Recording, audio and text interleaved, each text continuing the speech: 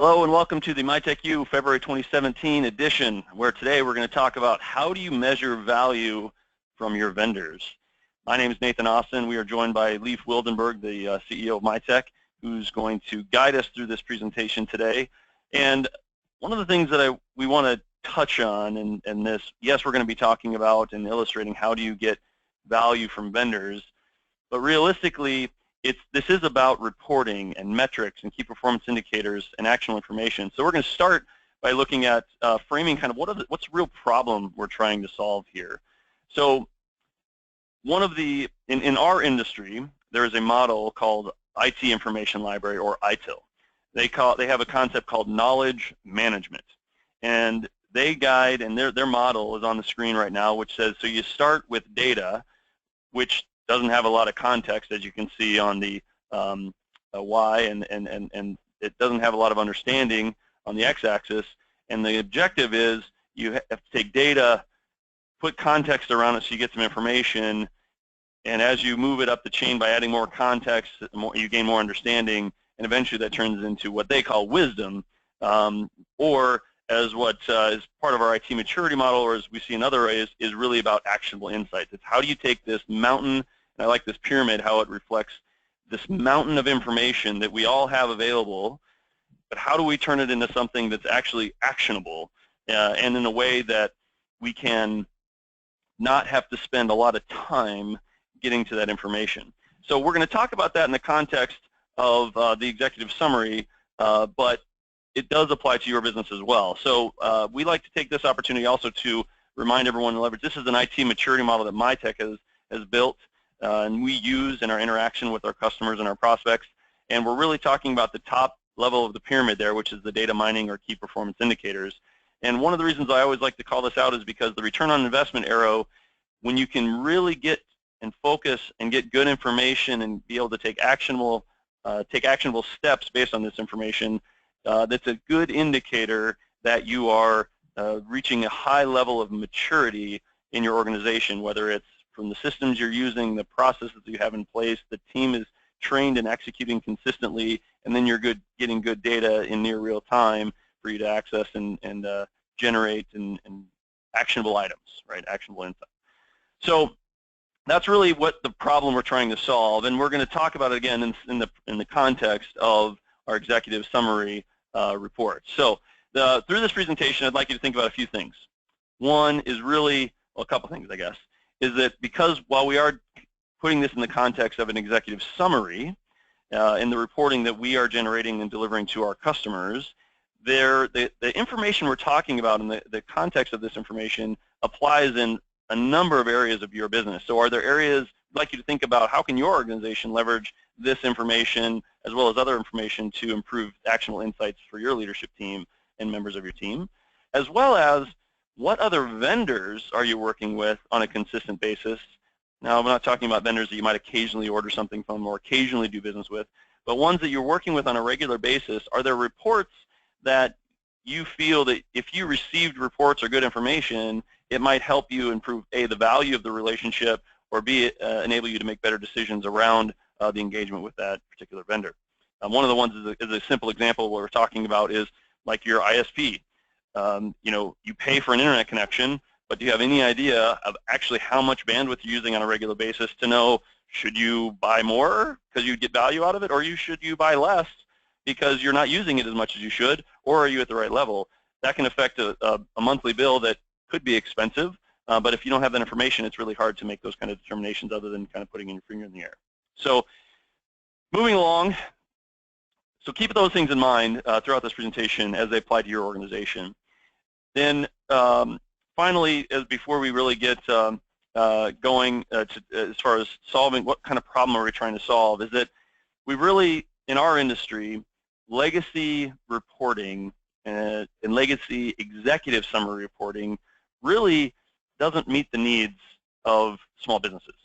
So, and I'll give you an example. We actually stopped sending executive summary reports, the canned, out of the package executive summary reports that the system that we use and many of our competitors use in the industry. We stopped sending them because they didn't provide good, accurate, actionable information. I'll give you an example of that. So many of the reporting tools in the industry just give you a random percentage grade, saying, hey, your network is 70% good.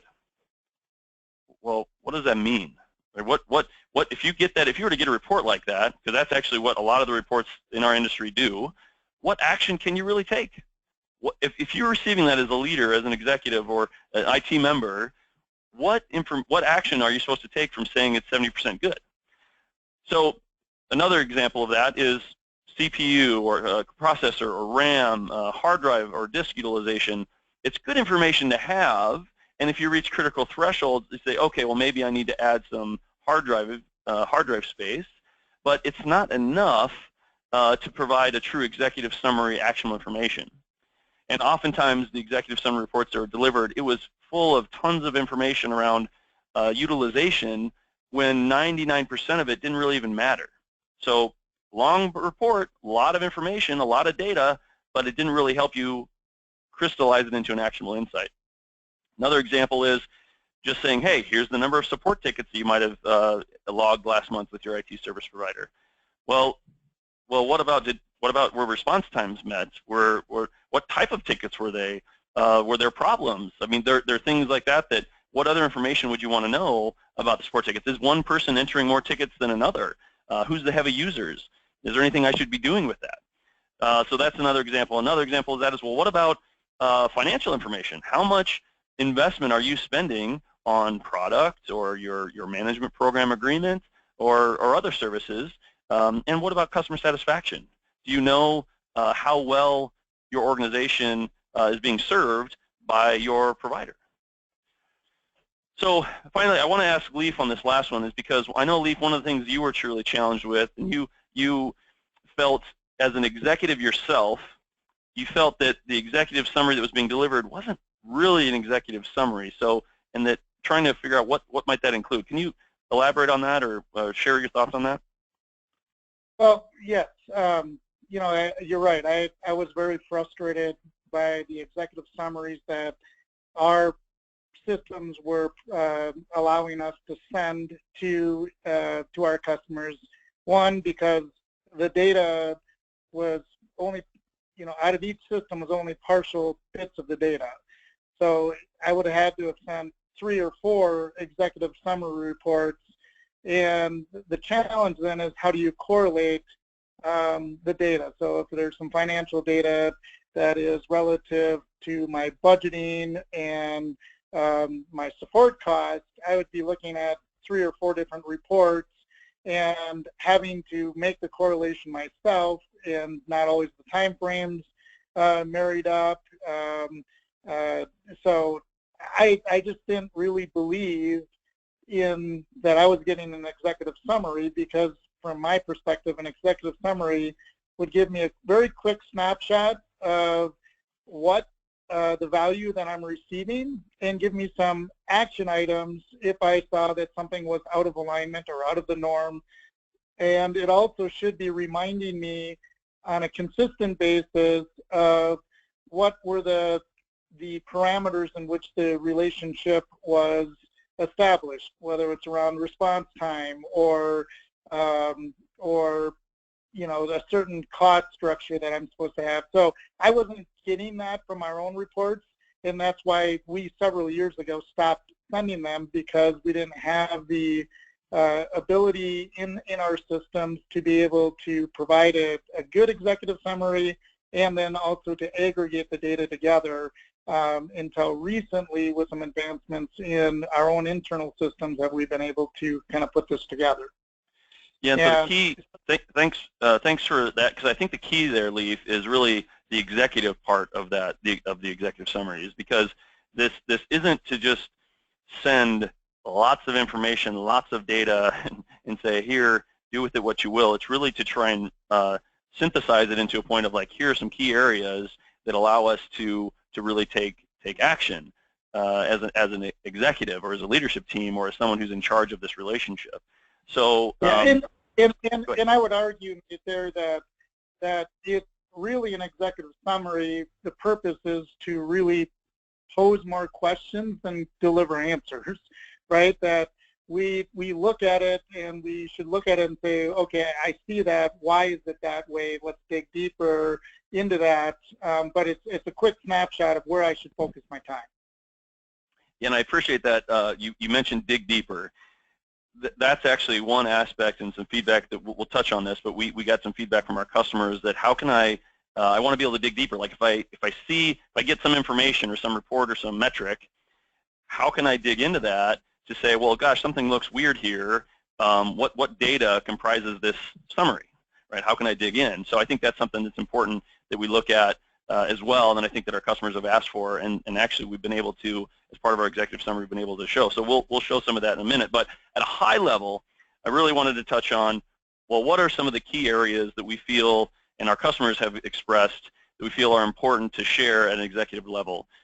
First, is on the screen here, really financial summary information. What is the financial outlook of our engagement and our relationship? Because a key component of a customer-vendor relationship is services or products are delivered and the customer pays for them. So that's usually a key part of the relationship and the executive summary information. The next is really about, okay, at least from an IT services perspective, is support information.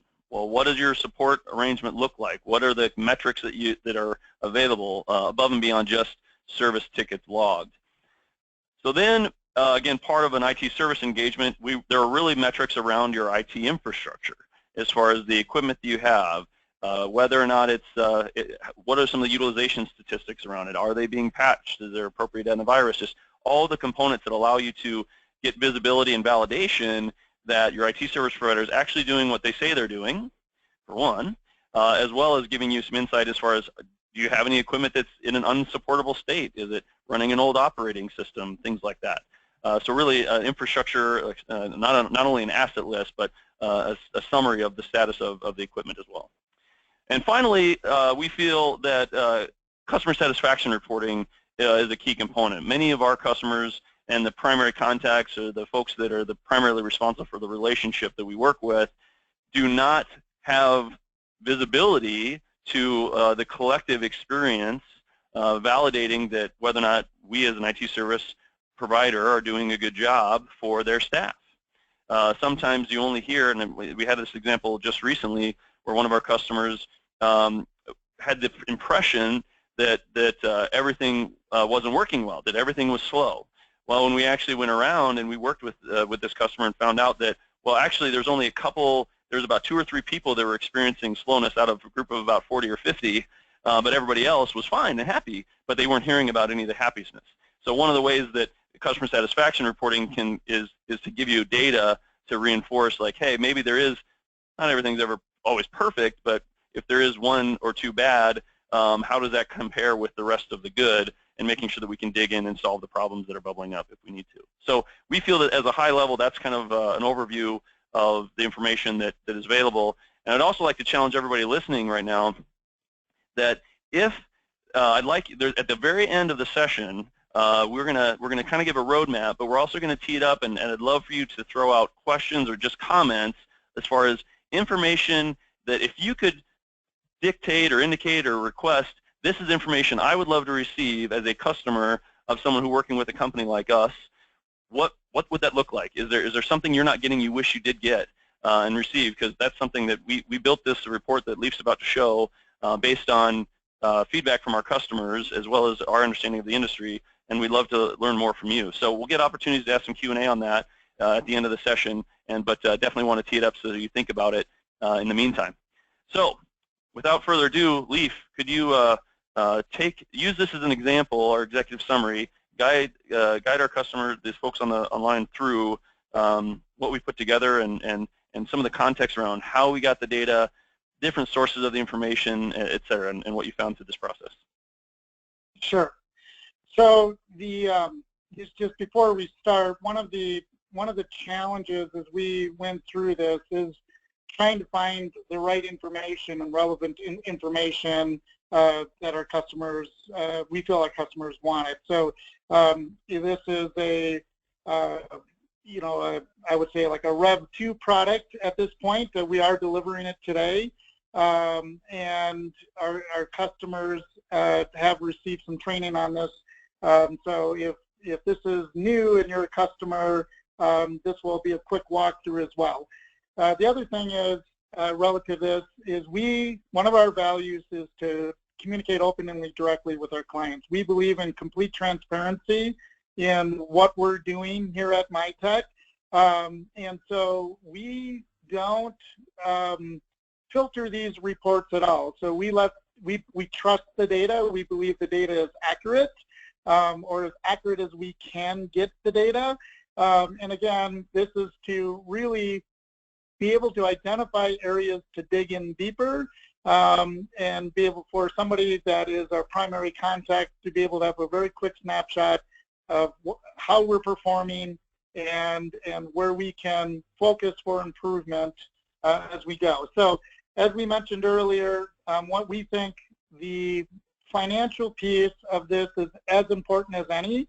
So what is the monthly spend that you are going through with our or that you're spending with us on a monthly basis? We break our services down into really 4 major categories. Your managed services, which is your monthly contracted support; time and materials, things that fall outside of that support agreement. We have different levels of agreements, some that include on-site or don't include on-site.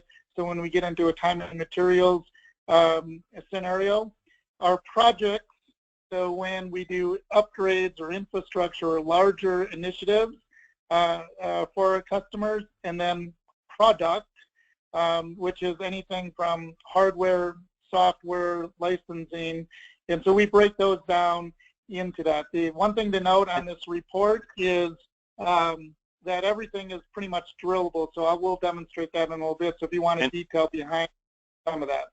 Yeah, and Leif, before you do that, I know one of the things for the sake, scroll back up, please, because this is actually one of our customers' real data, so we're not going to, the financial information is actually one of our customers, but we're not going to dig into the detail of that. The rest of the data is actually Mytech information, so we're going to drill into some of that. But I do want to take the opportunity to illustrate, so on this particular graph, Leif, you can't, sometimes it's hard to see when there's a lot of overlap on certain months, so how you can choose, like I want to look at just the time and materials, or I want to remove the time and materials component. So you can click into these different components and say, so that's part of the drill down, so it can show you all together. And this is the way the report is delivered to our customers. So they can actually then not only drill into the columns, which Leif will show you in other data areas, but you can, the subheadings underneath there, you can drill into to compare and look at them on a regular basis too. So that way, hopefully because sometimes when you put them all together, the numbers overlap, and that's just the nature of all the data being put together, but you can drill down separately and it dynamically adapts. So anyway, thanks. I wanted to show that as an illustration. I thought that'd be a good one to show. Yeah, good point, Nate. So the next area here is, so we, as part of delivery of services, we are constantly scanning the networks, looking for devices, and there are certain devices that have different levels of ability to be managed. So that's why we identify as Managed Pro or Managed Lite. Some Managed Lite systems have just like a UPS, have less management capabilities. And then we have a category of what's either unmanaged. Specifically, we have some customers that say, I don't want you to manage those. Maybe it's a phone system, they have a different provider. It might be IP cameras, it might be voice over IP handsets, or things that are, maybe you have a print vendor that is handling printer stuff. So those unmanaged devices get categorized, and even though we see them and we asset tag them and keep them in the asset inventory, we don't have a responsibility around them. The next area here is the same data, just presented in a table format. And like Nate said, we can drill in. So, for here, we can say, okay, we have 84 workstations. What were those workstations? We could dig in and we could see, the device name, the model, the serial number. This is our license model that we do for the Managed Pro, the operating system it's on. We can put other information in here, and this is where we're looking for more feedback from our customers. We can put the last user logged in. We can put how much RAM the machine has, how much CPU or the CPU that's in there.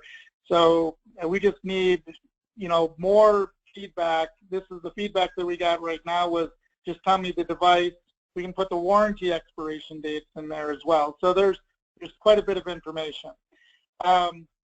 So and that's all of these are drillable. So if you wanted to see, certain information about any one of these, you can drill in.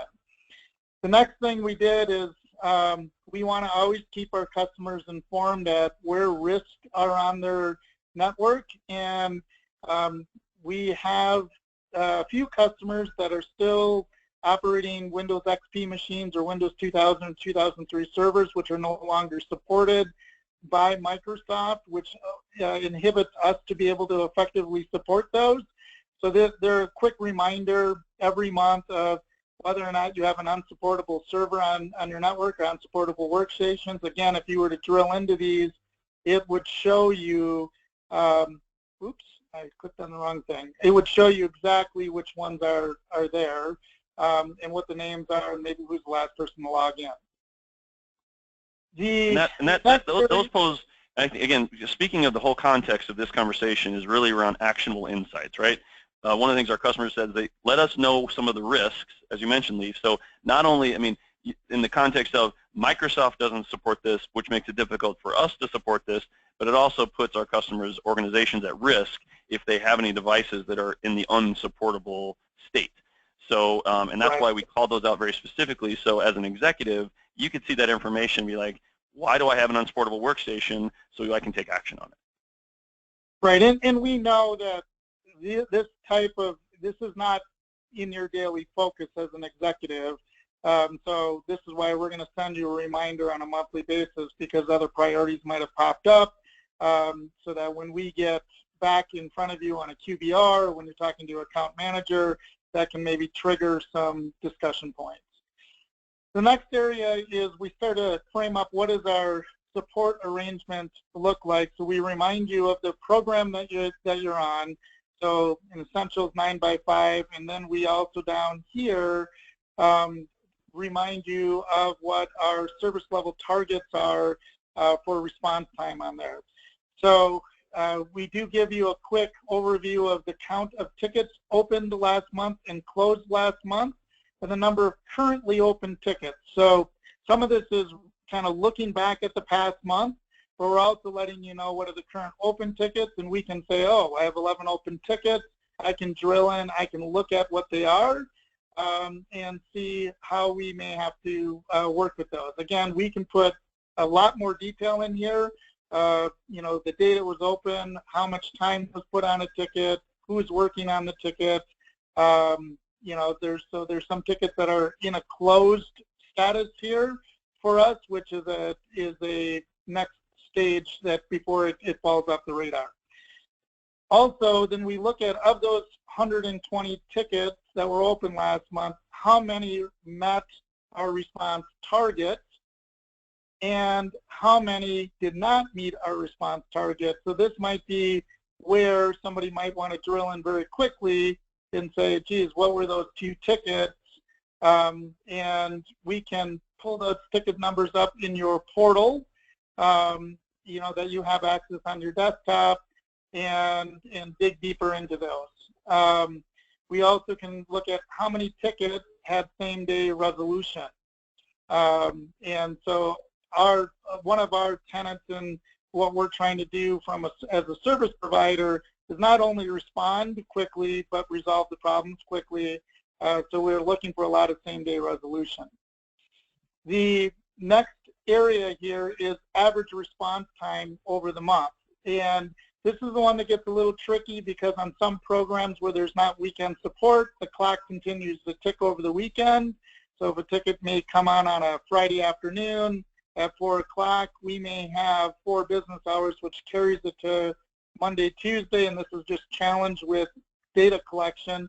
Our clock still ticks over the weekend, so we have some spikes. So we can look at this data 2 ways. I can drill in specifically to this ticket. It took 170 minutes for this particular ticket to be resolved. and it's still, as you'll see, it still met our response SLA or target, but it was still a long-standing ticket that might have pulled our average time higher. We can also look at every single ticket that is relative to that response time. So this is the 120 tickets that were opened during that time frame and how fast we responded to them. So this is pretty critical as to, you know, if I were buying services and had some level of response target to be met, to be able to look at that on a relatively consistent basis and drill in. I think the other thing about that, Leaf, what I like about those two numbers together, because again, if I'm an executive or the person responsible for the relationship looking at this information, you'll see that the trend line, or, you know, not the trend line, but the majority of the month, I mean, had very quick response, and you saw that. You can see that in the graph. But then you know, if for instance, let's say the average time to response ended up being higher, because I have seen some of our reports that are higher than that. But then you get this graph where you can see, oh, it's because I see a couple of these really peak tickets really pulled up the average. But you can also see that the lion's share and the majority of the tickets are actually responded to very quickly. So that also, I think, provides some context, so you can have validation or not, if whether or not, you know, certain expectations are being met. Right. Yep. Yep. Exactly. So the next area that we're looking for is to say, do we have really active users? And this is really important from the perspective of, if you have an individual putting in the lion's share of your tickets, especially if you're on one of our programs where all of your staff can pick up the phone and call us, this could be indicative of a user that needs training. It could be indicative of the user's machine may be causing problems. So there could be productivity issues. And, you know, so if you see, as you get these reports over time, we'll start to see who the heavy users are from the perspective of support requests, and how do we do that. And then also correlated to that same thing is who is using the majority of the hours as well. So there may be people in certain departments. So we can look and say, well, boy, those top 3 users are in the finance department or the service department, and so there might be something to dig in deeper there. In some of our relationships, we do have a primary contact that puts in the vast majority of the tickets, so it may skew the data up. We also look at priority of tickets. We have more priorities than 2, but only 2 are used in this scenario. We also have quick response, emergency. So we can also then start tracking how many tickets were tagged as an emergency. And we could dig in deeper into those and say, okay, we've gotten 5 emergency tickets and they are all around this application. Let's dig in deeper. Maybe there's a problem with the application that needs to be looked at or resolved. There's quick response. So password resets we do as QR, quick response. If we're sending in a lot of tickets for password resets, are we having issues with people remembering their passwords or not following the policy and waiting till a password expires and then having to get them back in, and maybe putting in some programs where you can do self-service password resets that will actually accelerate the support mechanisms. And then also tickets by source. This is mixed results from our customers, whether or not this is useful for them. It's something that we look at. Are people picking up the phone and calling us? Are they using the portal application to call us? Are they just emailing a person, which is this one over here, then it gets forwarded over? Or are they actually emailing help@mytech.com? And sometimes we have a discussion around response time where they might be sending an email to their account manager, and the account manager has to forward it over, and that's taking more time to get to the service team, and we can resolve some problems there. And again, all of this, you can dig in and see some detail, and we can give more detailed information in here, but how do we respond to some of these tickets that come in and what the priority is and how we look at that. So Leif, so we don't run out of time, I want to kind of move it along a little bit. The one thing I do want to touch on is the reactive tickets here, and kind of what we do with that information and how our customers should think about that. And then let's hit the customer satisfaction and then move on, because I want to make sure we get on to the last parts here. Yep, and so this is a really important part, because this is what allows us to understand where the problems are with our customers. So the reactive tickets are tickets that are sent by our network operations center that we proactively go in and, or the proactive ones, I'm sorry, that we go and make changes without notification or on behalf for our customers. And the reactive ones are the ones that customers are putting in, and we use a taxonomy to classify those, and there's actually subtypes here, so we can say 5% of the tickets were identity management tickets or general support. We have some empty status here where they haven't been tagged as a primary reason. And then the other quick stuff here is, are we... Some of the value of that, I do want to hit on that a little more, Leif. And one last comment is that where our customers to look at is that, especially when you look at reactive tickets, and understanding, like in the industry, when I mentioned ITIL earlier, this in the presentation, you know, there's a kind of industry standard metrics around the number of problem tickets where something is broken, and to get it back fixed, that should be less than 25% of your tickets. So when you look at a proactive tickets versus reactive tickets, and then even on the reactive side, when you look at a lot of the reactive are a move, add, change requests, right? Well, I need to add permissions here, or I need to do this thing over there, or I need to, again, reset password. Those aren't something's broken, I need to fix it. So these are things to look at to understand, you know, are things breaking? Is that why we're submitting support? And if there's too many of those kind of tickets, then that's where, again, that's an indicator where you should look at either the user might need some training, it could be the equipment that's being used, it could be the software program that's being used. And these are some indicators for us to track over time and to give you visibility into, you know, how well is your network meeting the needs of your organization and or causing too many support incidents. Yeah. So then real quick, server AV and workstation AV, you know, if they're false, that means they're not current on the current definition. This server might be in some type of a hold pattern. And if it's empty, that means the machine hasn't checked in within the last 2 days. So we don't have validated. The machines might be turned off, and since it was over a weekend or something when we ran the report. Server patch status, this is, are we keeping you up to speed on the Microsoft patching, the critical patching and security patches, and where are we in that realm of process?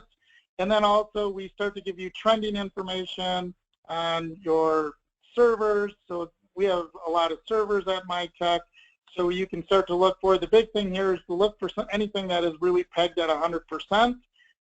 You know, some machines, like this machine here, is a SQL server, so it's going to run at pretty high load, and that's by design. But if it's pegged at 100%, that's where we'd be looking. Again, here we're looking to see our disk full. So like in these three, we're identified we're over 94% full on these disks. These are actually our video servers that recycle data.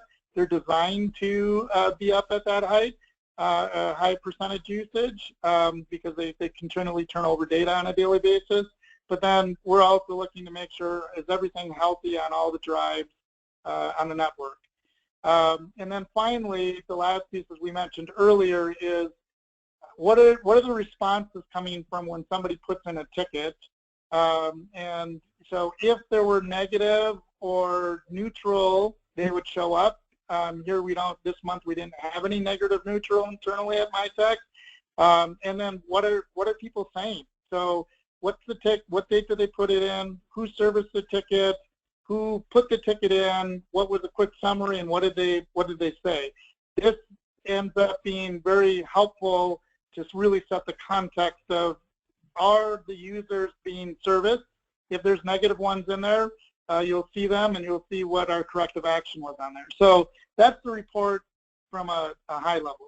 Well, Leif, before you move on, the one thing that I want to make sure that that you touch on is that, because you mentioned this earlier, is that the problem that we had and that you've had and that our customers have had is that if you look at the data that's presented in that report, how many different data sources are actually being tapped in order to bring that information to to present in a single format?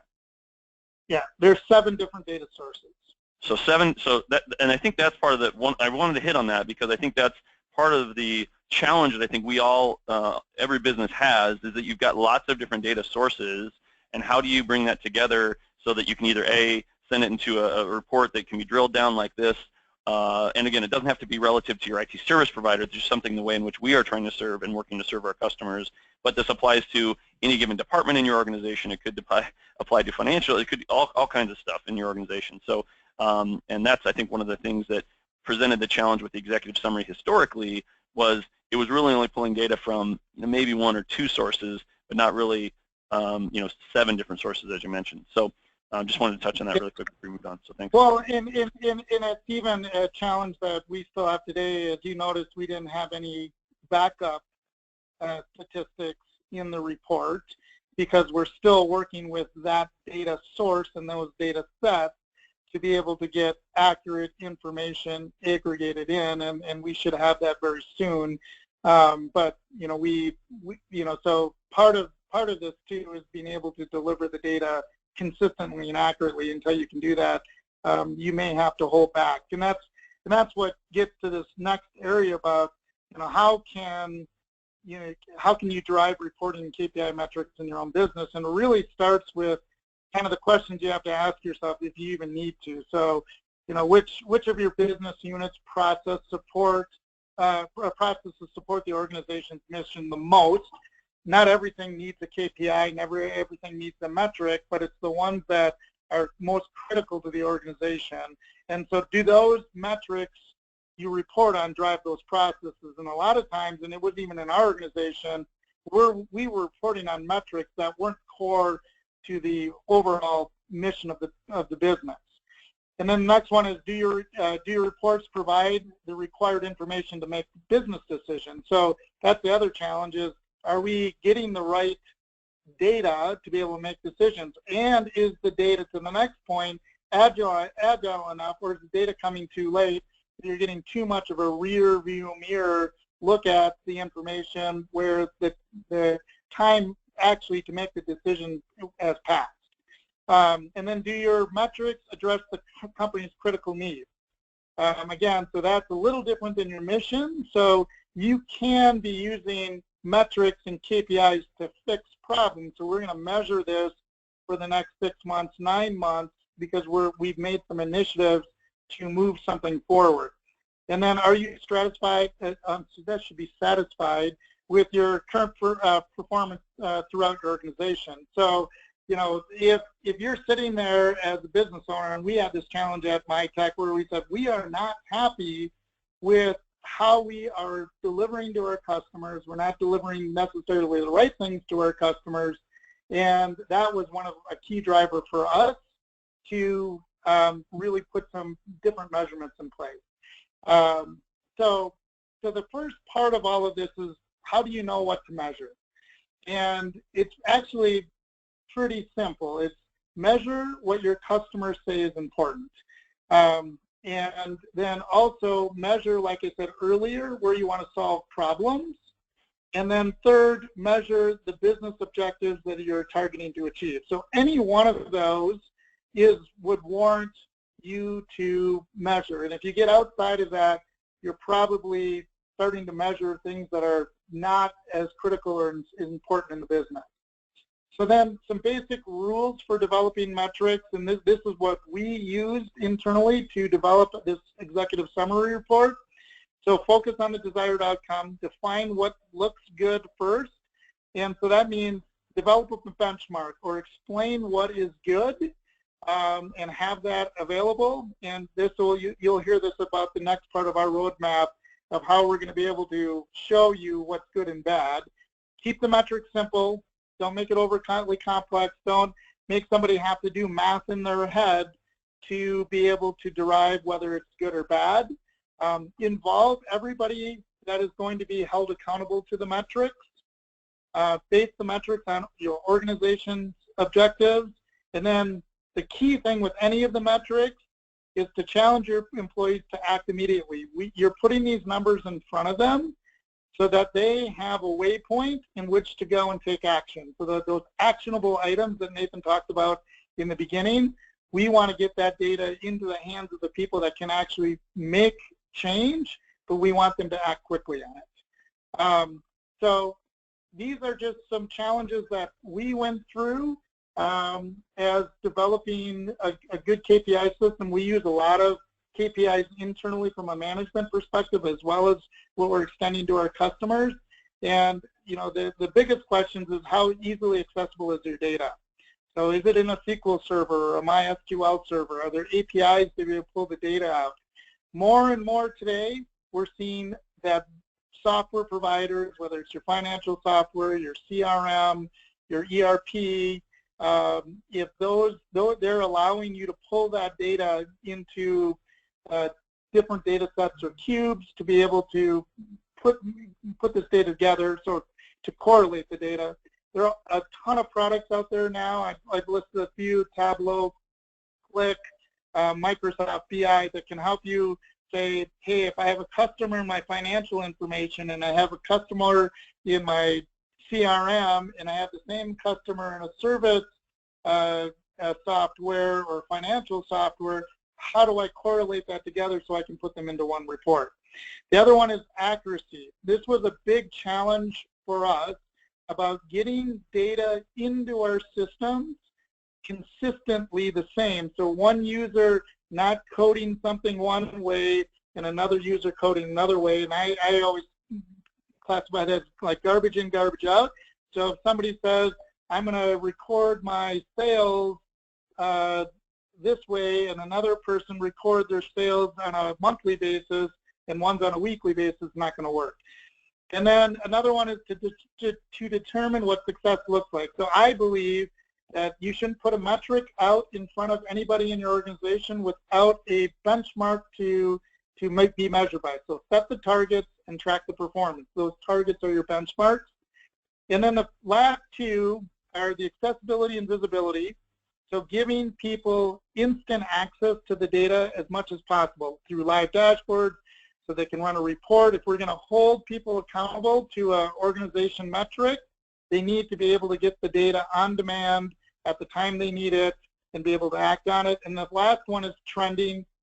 So when we start an initiative and we say we're going to move our sales from X to Y, we need to be able to look at that over time, whether it's over a 3-month or 6-month or a 9-month period of time, being able to have the temporal part of that to be able to say, how did we do 6 months ago and compare it to what we're doing today? So those are the really large challenges that you're going to have to overcome. And then just kind of wrap this up, what are characteristics of good KPI? Touch on this a little easier, but a KPI metric is always connected to a corporate goal. KPI metrics are decided by management because they probably have the most visibility of how do those goals align, how do the actions align to the corporate goals. They are indicators of performance desired by the organization, and they're easy to understand. So if you can follow those guidelines, you'll pretty much always have a good measurement in place. And then, we touched on this a little bit. We have our roadmap for executive summary report. We've been getting feedback since we've put the report out there. So we are going to be adding trending. So there'll be a second report that will come out, which will effectively show the same information, but give it over a 3 or 6 month period of time. So that way, individuals won't have to go to a previous month's report and say, oh, I put in 50 tickets last month, this month I put in 40, this user was hired, so we're going to give some trending over that. We're also going to give some, will be red, for instance, will be actionable. So if you had an unsupported workstation, we tag that as red, and you can quickly identify that's what I need to look at. And then the final one is we've been getting requests for some live dashboards so that we can give real-time information instead of doing a 30-day look back. We send the reports out on the 5th of every month and say, here's what we did for you last month, to also start to give some real-time reports. So how many service tickets are waiting on the client? You know, sometimes we have our clients say, geez, I forgot about that. Real-time feedback about how the request was handled. So we'll give that CSAT board directly to the customer so they can see them as they come in, what the clients are saying about the service they receive from Mytech. We're going to give managed devices that need attention. So is the computer out of warranty? Is it been offline for an extended issue? Is there a security issue? Did we flag that, you know, somebody went out to a site and got an infection that needs to be taken care of? Service request volume by employee. Again, we're trying to see, is there a productivity issue? Do we need some internal training? And then real-time response time, meaning how fast are we responding to your ticket today? So that's just some of the things that are coming in the next iterations of our executive reports for our customers. So Nate, I don't know how much time we have left, but no, yeah, we kind of, I appreciate it. We did rush kind of towards the end, but I definitely wanted to shout out that you know, you mentioned backup. Like backup is one of those things that's on the roadmap as well, because we're aggregating lots of different data sources, and that's one that we're still working through. We can still do reports not included in the executive summary for that, but it can be, we're planning on building in eventually. I would ask any of the folks that are listening to throw out any comments if you'd like, that something that you wish you were receiving or that would get from your IT service provider that you'd like to see from us as your provider. Just as a side note, because we'll take those and we'll actually incorporate those into our vision. But we hope that this session really provided some context of some of the challenges that we all face around taking this mountain of data that exists in everything that we do every day, all day, every day, and making it and turning it into actionable information. How do you aggregate the data? How do you summarize it in a way that gives you actionable items and in a timely fashion? And that's more than just the reporting. As Leif mentioned, it's process, it's training, it's the right equipment, it's the right software systems. So it's a lot of information, a lot that we all struggle with. And really, the answer is we hope to be able to work with you to help improve it, and not only our relationship with you, but our future relationship as well, and making sure that we're continuing to provide value. So we hope this gave you some great ideas on how you can measure value from your vendors, not only from your IT service provider, but also how this might have challenged you to think about other providers you work with that might, and how you might be able to get information from them, as well as within your organization, what challenges that you might face that we can maybe help you overcome as far as getting measurable and actionable information. So, Leif, any final thoughts before we sign off? No, anybody that is challenged with the, wanting to dig into how to report on their data, I'm always open for conversations about how to help you accelerate that and dig into your own data. We've gone through pretty extensive stuff at Mytech that we're more than willing to share with our approach and how we accomplish that. Very good. Well, with that, thanks everyone for participating. You will receive a follow-up email tomorrow. It'll also have a link to a shorter video that we presented that's a kind of a how to understand the executive summary report that you will get, and you're happy to view or pass along. And we thank you very much, and have a great day.